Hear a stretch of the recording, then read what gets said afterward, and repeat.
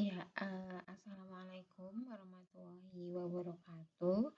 Kembali lagi kita akan mempelajari materi tentang politik dan strategi serta perencanaan pembangunan nasional.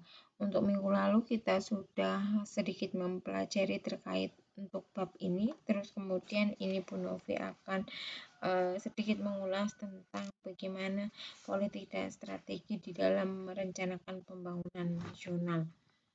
Baik, peta konsep yang akan kita pelajari yaitu terkait tentang bagaimana pengertian Polstranas, terus kemudian tahapan-tahapan pemikiran Stranas, politik pembangunan nasional, terus ada manajemen nasional, perencanaan pembangunan, serta bagaimana implementasi politik dan strategi nasional itu sendiri.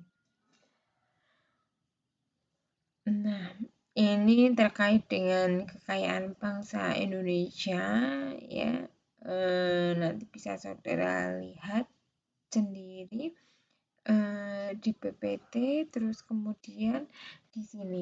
Secara geografi, bangsa Indonesia merupakan bangsa yang sangat kaya raya ya, dengan total wilayah 5,192 juta kilometer persegi, kemudian luas daratannya 2,27 juta kilometer persegi, lautannya 3,166 juta kilometer persegi. Ini sehingga sangat luas sekali.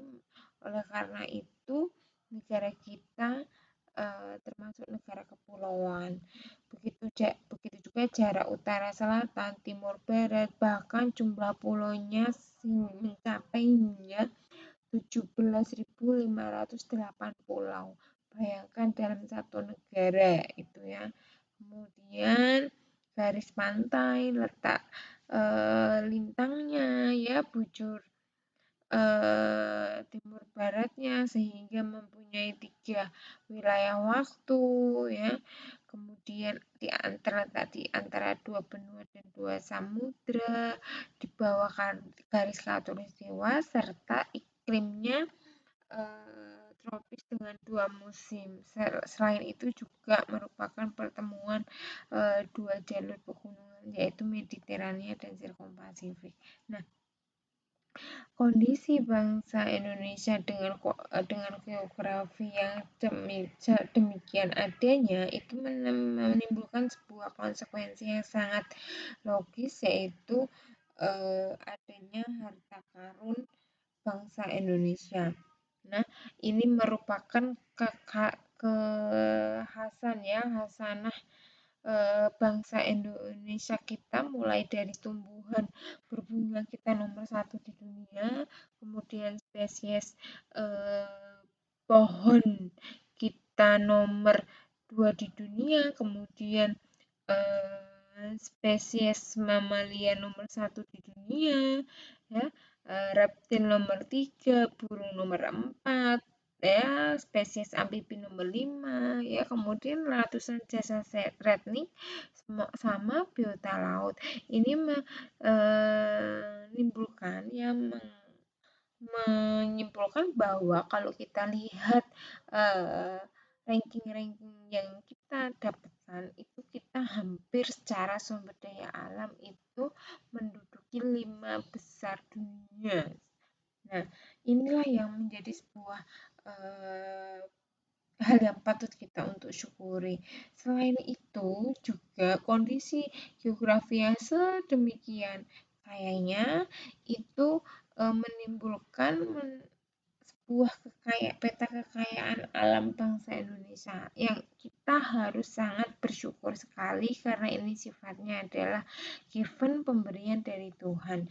Kita lihat di dalam 5 besar pulau yang kita miliki, mulai dari Sumatera, Kalimantan, Sulawesi, Jawa ya, terus kemudian Papua. Lah, ini setiap pulau ini mempunyai kekayaan alam yang luar biasa. Kita tahu Bahkan misalkan nih satu pulau menjadi sebuah negara memungkinkan nggak memungkinkan sekali. Nah ini aja segini aja. Seperti kayak di Jepang ya, apalagi negara kita yang luar biasa kekayaannya sehingga inilah yang harusnya menjadi PR besar bagi bangsa kita itu bagaimana eh, apa ya menjaga karunia Tuhan yang sedemikian rupa banyaknya mulai dari kekayaan yang kita punya aluminium, asbes, aspal, batu bara, bauksit, belerang, biji besi, emas dan perak, fosfat, garam, ya ada grafit, ada granit, begitu hingga perunggu, semen, tembaga dan timah emas, ya intan. Nah ini juga banyak banget. Nah namun sayangnya ya kondisi yang luar biasa ini, peta kekayaan ini ada hal yang sangat miris begitu, terutama terkait dengan peta kepemilikan migas dan gas metana batubara di Indonesia. Ini hampir sebagian besar dikuasai oleh pihak asing atau Amerika Serikat dan negara lain. Nah,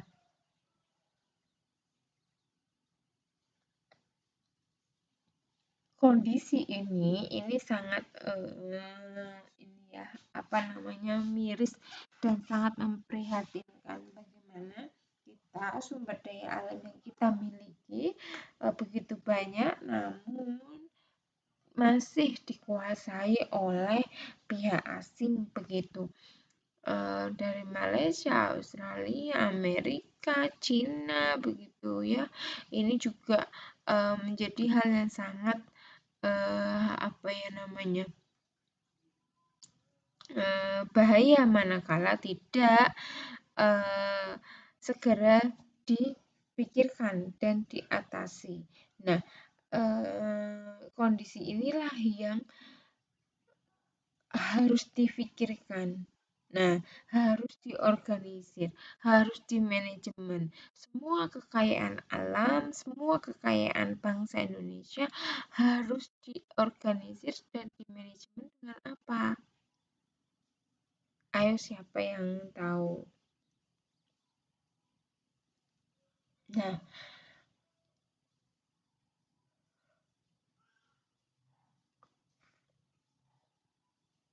terkait dengan semua kekayaan bangsa Indonesia ya harus dimanajemen dan diorganisir dengan politik dan strategi. Harus itu. Mengapa? Karena jika tidak dimanajemen dengan baik, tidak dipolitik ataupun dengan menggunakan berbagai strategi yang bagus, itu semua kekayaan alam yang ada di bangsa kita selamanya akan ini dikuasai oleh pihak asing. Oleh karena itu, politik itu sebenarnya sangat bagus dan sangat penting manakala memang digunakan dalam hal yang tepat.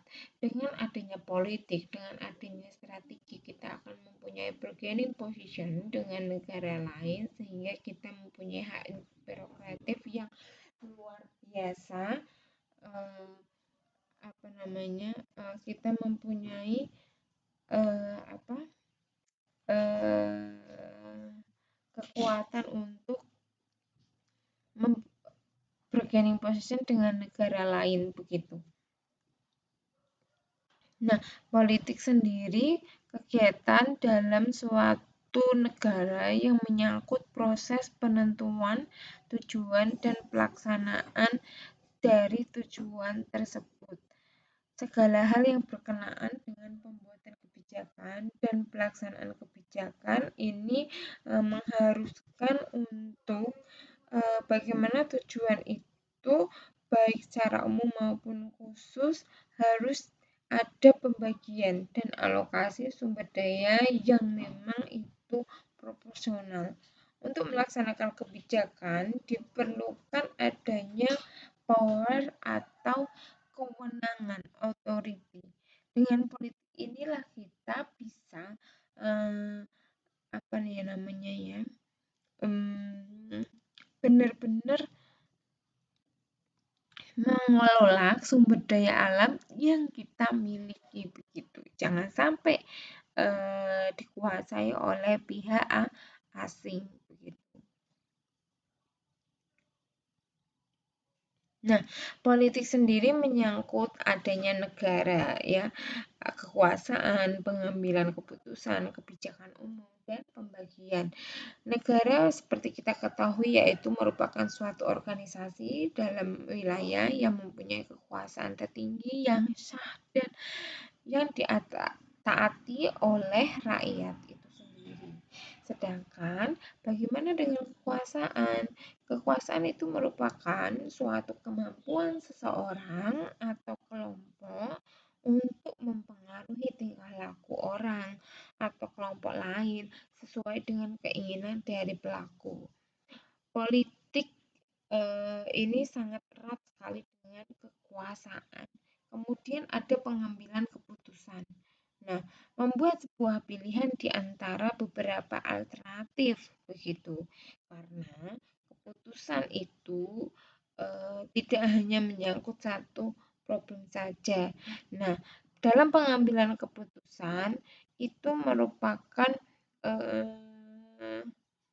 sebuah proses yang terjadi bagaimana keputusan itu bisa tercapai. Nah, kemudian ada kebijakan umum.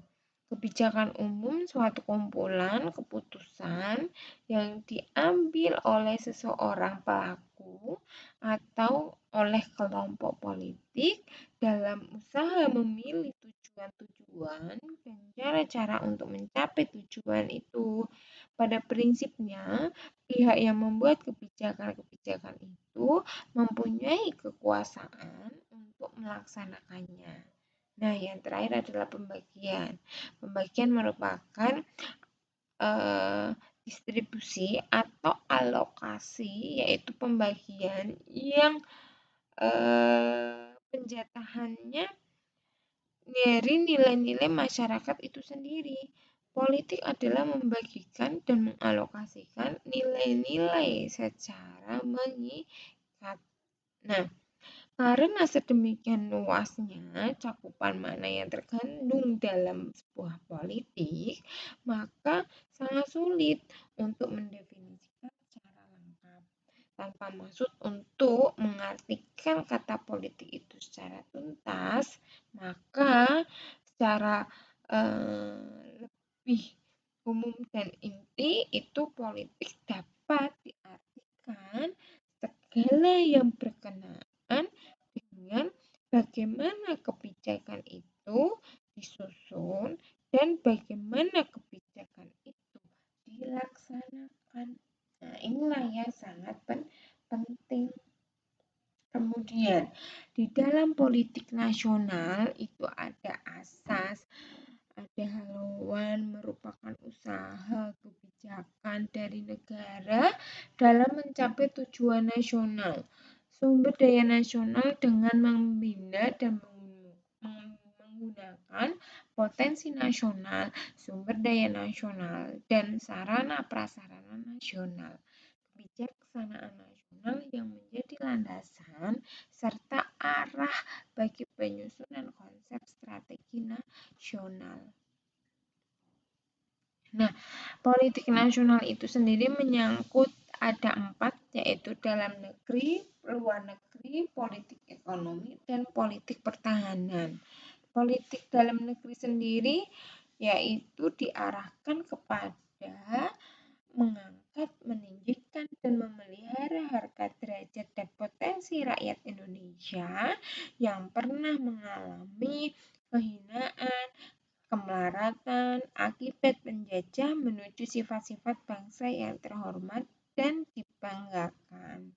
Nah, kemudian untuk politik luar negeri sendiri itu merupakan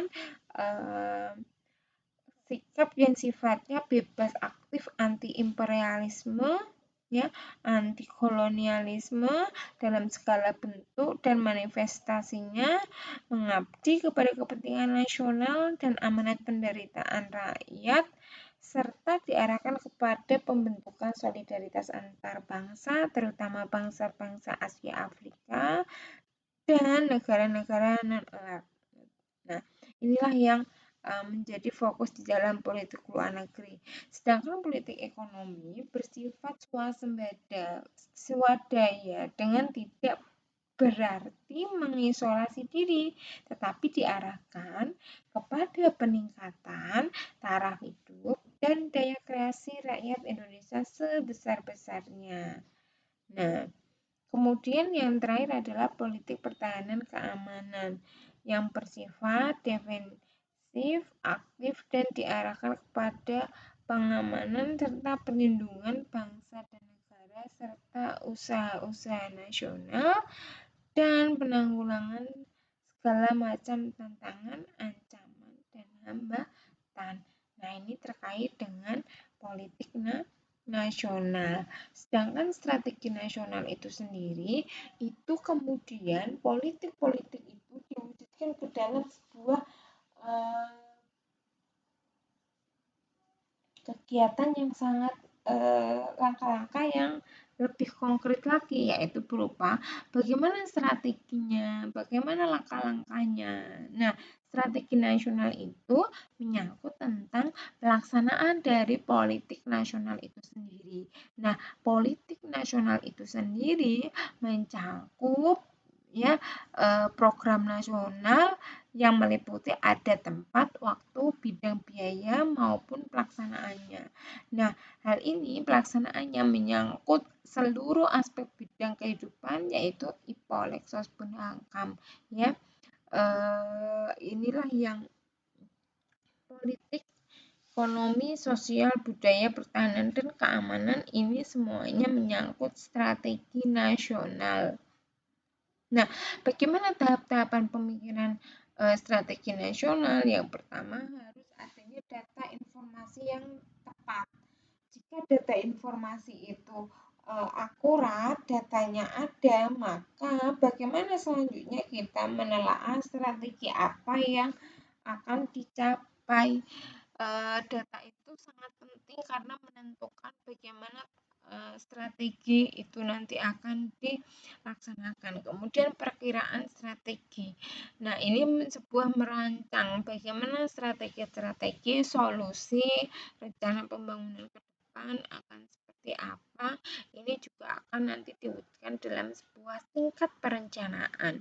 Nah, tingkat perencanaan ini harus disiapkan secara detail, secara matang, basisnya data, by data, sehingga masyarakat itu tidak ambigu, tidak meraba-raba sendiri begitu ya, sehingga jika tingkat perencanaan itu sudah mulai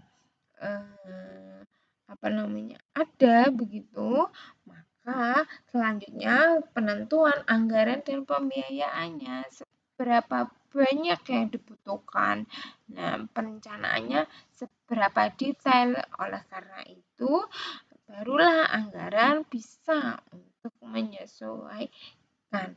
Nah, inilah yang dimaksud dengan tahapan-tahapan pemikiran dalam strategi nasional. Nah, politik pembangunan nasional dan manajemen nasional itu dewasa ini adalah merupakan politik pembangunan yang tugasnya diberikan oleh Undang-Undang 45 kepada pemerintah, yaitu untuk bagaimana pembangunan bangsa Indonesia itu bisa berjalan. Nah, pelaksanaannya harus mempunyai perencanaan dan rangkaian yang jelas. Tahap yang satu harus jelas kaitan dengan fungsinya terhadap tahap yang lain. Tahap yang satu harus merupakan kelanjutan dan peningkatan dari tahap sebelumnya. Tahap yang satu harus dapat menjadi landasan yang kokoh bagi tahap pembangunan berikutnya. Nah, ini merupakan seperti sebuah sistem yang saling terhubung, saling terikat satu sama lain, tidak ada yang kontradiktif di antara unsur-unsur di dalamnya. Nah, ini sangat penting. Bukan pembangunan yang dipolitisir, yang dimanfaatkan, yang dinikmati, dikuasai oleh segelintir orang. Nah, ketika sudah ada politik, sudah ada strategi, bagaimana manajemen nasionalnya? Manajemen nasional pada dasarnya adalah sebuah sistem manajemen nasional Simenas yang merupakan himpunan usaha untuk mencapai kekuatan, daya guna, dan hasil guna sebesar mungkin dalam pembangunan sumber dana dan daya nasional dalam rangka mewujudkan tujuan nasional itu sendiri. Nah, di dalam perencanaan pembangunan itu harus memuat beberapa asas yang sangat penting. Yang pertama, ada kepastian hukum. Kemudian ada tertib penyelenggaraan negara, kepentingan umum, rakyat di atas segalanya, keterbukaan, transparansi. Ini yang sangat penting di dalam pembangunan. Jangan sampai proyek-proyek yang dilaksanakan itu tidak transparan kepada masyarakat. Nah, ini juga harus sangat penting sekali keterbukaan ini ya. Terus kemudian proporsionalitas ya di dalam setiap perencanaan, kemudian profesionalitas harus sesuai dengan apa yang menjadi kompetensi dan akuntabilitas, yaitu pertanggungjawaban dari semua hal yang sudah dilaksanakan harus mampu ditanggungjawabkan secara bersama-sama. Nah, di dalam perencanaan pembangunan sendiri, manakala tadi sudah menyangkut tentang bagaimana merencanakan pembangunan nasional, di dalam perencanaan pembangunan nasional itu diatur sedemikian rupa terkait dengan waktunya, pelaksanaannya. Mengapa demikian? Karena harus fokus di dalam setiap tahapannya. Nah, di dalam perencanaan pembangunan itu ada jangka tertentu, yaitu yang pertama ada jangka tahunan, jangka menengah, dan jangka panjang. Masing-masing mempunyai durasi waktu yang berbeda. Untuk jangka panjang sendiri itu waktunya 20 tahun dengan ditetapkannya oleh Undang-Undang Dasar Negara Republik Indonesia. Kemudian untuk pembangunan jangka menengah durasinya adalah 5 tahun, yaitu ini berdasarkan visi misi dan program presiden terpilih dengan ditetapkannya peraturan presiden. Maka dari itu, manakala kita ada pemilu, kita akan mengetahui bagaimana Indonesia nanti 5 tahun ke depan itu dapat dilihat dari visi misi dan program presiden yang saat itu terpilih. Nah, sehingga jangka pembangunannya, rencana pembangunannya ya berdasarkan presiden yang saat ini menjabat begitu ya. Kemudian rencana pembangunan 1 tahun yaitu ditetapkan berdasarkan peraturan presiden sebagai pedoman penyusunan RAPBN. Nah, ini sangat penting ya. Rencana pembangunan jangka panjang ini visi misinya dari 2005 sampai 2025 nanti, yaitu mempunyai visi Indonesia yang maju dan mandiri, adil, demokratis, serta aman dan bersatu dalam wadah negara kesatuan Republik Indonesia. Ini visinya. Untuk misinya nanti saudara bisa membacanya ya, ada masyarakat berakhlak mulia, berdaya saing, demokratis yang berlandaskan hukum, Indonesia yang aman, damai, bersatu, kemudian ada pemerataan pembangunan, Indonesia yang asri dan lestari, kemudian negara kepulauan yang mandiri, serta bagaimana Indonesia mampu berperan penting dalam pergaulan dunia internasional. Ini untuk yang jangka panjangnya. Untuk RPJP tahunan, ini sasaran pokoknya untuk 20 tahun mendatang. Ada beberapa, yaitu mulai dari masyarakat berbudaya, ya, berdaya saing, demokratis, aman, damai, ya, kemudian pembangunan yang merata dan berkeadilan, Indonesia yang asri, kepulauan yang mandiri, pergaulan internasional. Ini adalah penjabarannya yang tadi ya untuk RPJP jangka panjang. Nah, kemudian untuk jangka menengah itu sesuai dengan visi, misi, dan program presiden terpilih. Nah, RPJP memuat ada strategi pembangunan, kebijakan umum, program lintas, program kewilayahan, dan kerangka ekonomi makro. Nah, kalau RPJM menengah itu berdasarkan visi misi presiden terpilih, maka visi misi dari siapakah pembangunan perencanaan sekarang? Kemudian kabinet apa sekarang yang berlaku? Ada yang tahu saudara-saudara? Iya, betul sekali ya. Kabinet Indonesia Maju yang digawangi oleh Pak Jokowi dan Ma'ruf Amin. Nah, ini yang sangat penting ya, perlu kita ketahui bersama. Nah, kemudian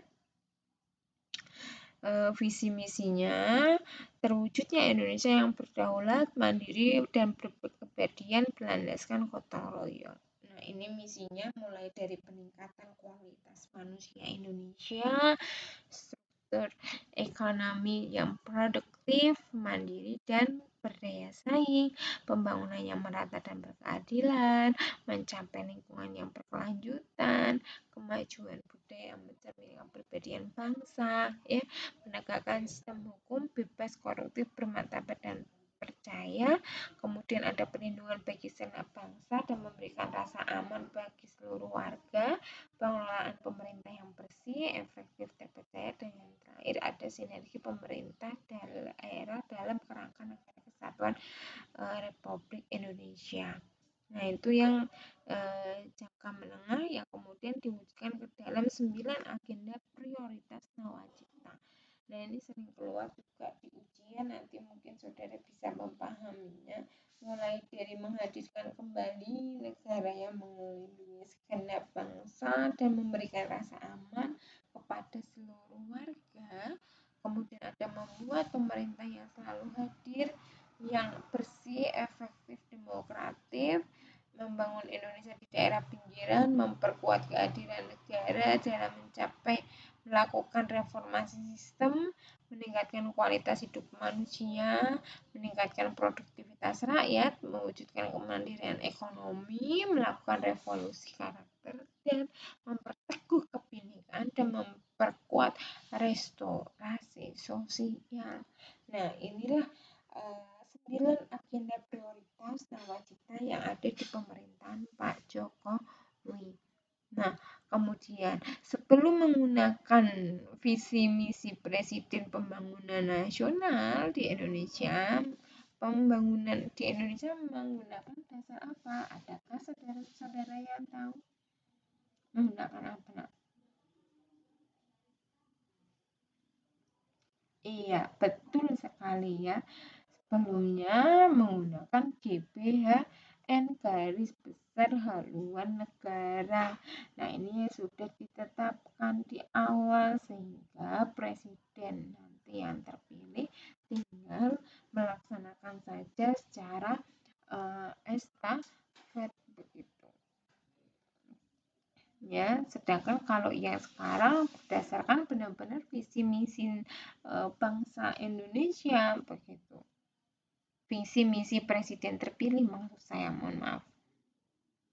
Nah, di dalam rencana pembangunan jangka tahunan yang ini yang terakhir yaitu adanya rencana kerja pemerintah atau RKP, yaitu merupakan RPJM nasional yang kemudian dijabarkan menjadi RPJM daerah, kemudian disusun untuk mencapai pilihan alokasi sumber daya nasional secara efektif dan efisien.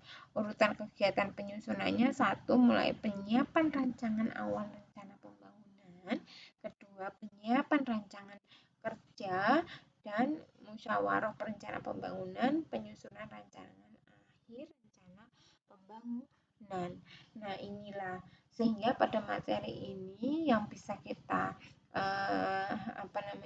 ambil kesimpulannya bahwa dengan sedemikian besar kekayaan sumber daya alam kita, itu kita harus mampu memanajemennya, mengolahnya agar kita mempunyai bargaining position dengan negara lain, tidak dieksploitasi oleh negara lain.